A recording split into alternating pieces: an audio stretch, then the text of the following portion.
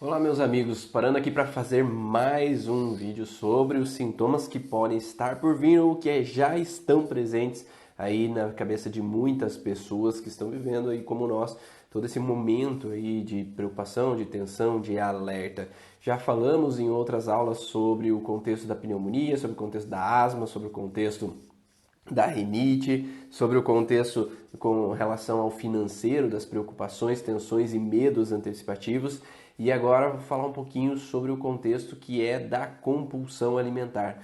A compulsão alimentar, algumas pessoas colocam como um contexto de ansiedade, né, essa preocupação sobre as situações, mas sempre tem que ter um contexto vinculado à parte, então, relacionado a uma sensação de resistência ou repugnância, ou de não conseguir evitar um conflito, um problema, ou refutar uma situação que está acontecendo. Então, quando nós pensamos nesse sentido de compulsão alimentar, uma pessoa que, por exemplo, ela se sente presa dentro de casa e ela se sente incapaz de evitar essa situação, refutar essa situação, ir contra essa situação, ela não tem como se opor a essa situação de uma determinada forma, essa refuta ao combate ou não poder reagir àquela situação que está acontecendo pode gerar uma compulsão. Por que compulsão? Porque biologicamente os animais vinham com um sentido de que quanto mais forte eles eram, quanto maior eles eram, mais capazes eles eram de se opor.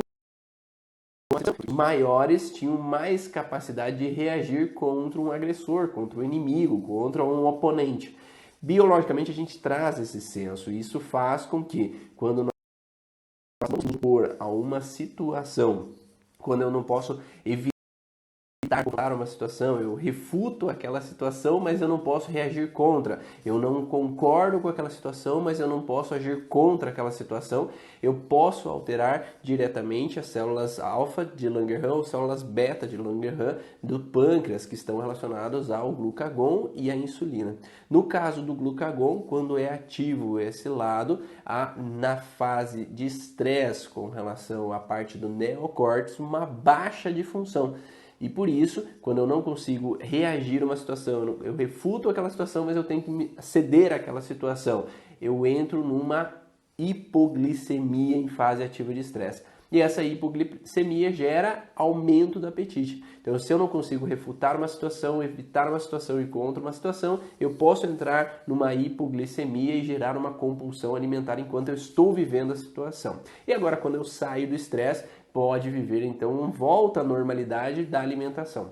Quando atinge o contexto da insulina, que é uma sensação de resistência, então eu sou forçado a ficar em casa sem trabalhar, eu sou forçado a me submeter a uma situação que eu não concordo, eu não aceito muito bem, quando eu sou um pouco do contra, né, e acabo às vezes tendo dificuldade em eu estou dentro de casa, mas eu estou vivendo situações de conflito, de confrontamento com a minha esposa, com o meu esposo, com meus filhos, eu não me sinto à vontade, eu me sinto preso à situação sem poder me opor àquela situação que está acontecendo. Isso pode gerar então uma hiperglicemia.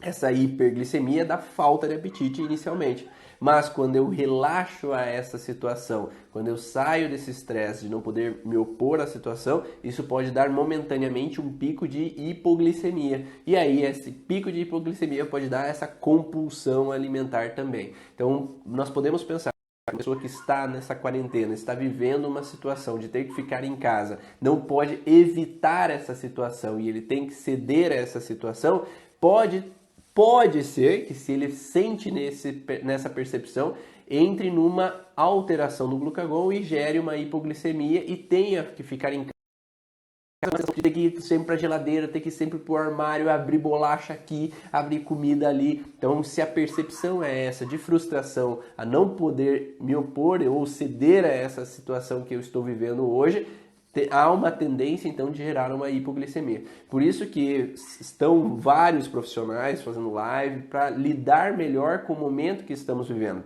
Porque se eu lido com esse momento como um estresse mesmo, com uma sensação de não poder me opor, ou uma sensação de não poder evitar a situação, tendo que ceder à situação, pode gerar sim um contexto de hipoglicemia ou uma hiperglicemia com um contexto de hipoglicemia posteriormente.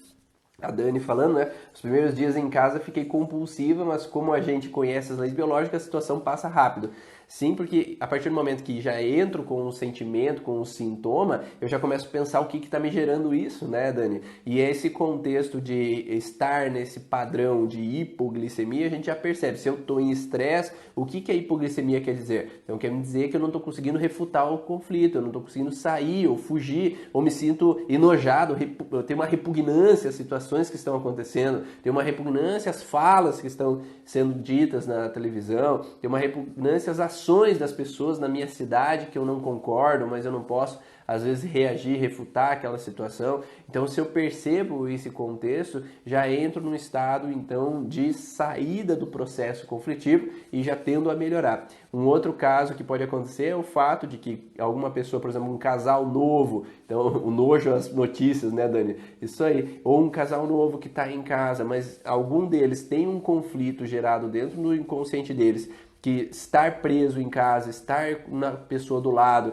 estar nessa relação de me sentir oprimido, né? Porque a pessoa está sempre do meu lado ali, eu estou indo para a cozinha, a pessoa está indo atrás, eu estou indo para o banheiro, a pessoa está indo atrás, estou indo para um lado, a pessoa está indo atrás. Então, a pessoa que se sente presa também nesse sentido, pega um conflito motor, mas ao mesmo tempo, se ela quer sair, eu quero meu espaço, eu quero resistir à proximidade da outra pessoa, ela pode entrar numa hipoglicemia também, na associação de conflitos, principalmente se já tem um histórico, né? Por exemplo, eu atendo às vezes homens que vieram de um processo de família de se sentirem presos a casamentos, ou casamentos forçados, ou mulheres que tiveram que se submeter a casamentos que não foram legais, e a pessoa que vem dessa descendência, ela traz às vezes a sensação inconsciente que casamento é prisão. Então eu tô louco para todo dia sair de casa, eu quero sair de casa sempre, eu sempre quero fugir desse lugar, porque no inconsciente isso reativa um padrão conflitivo que é de se sentir preso.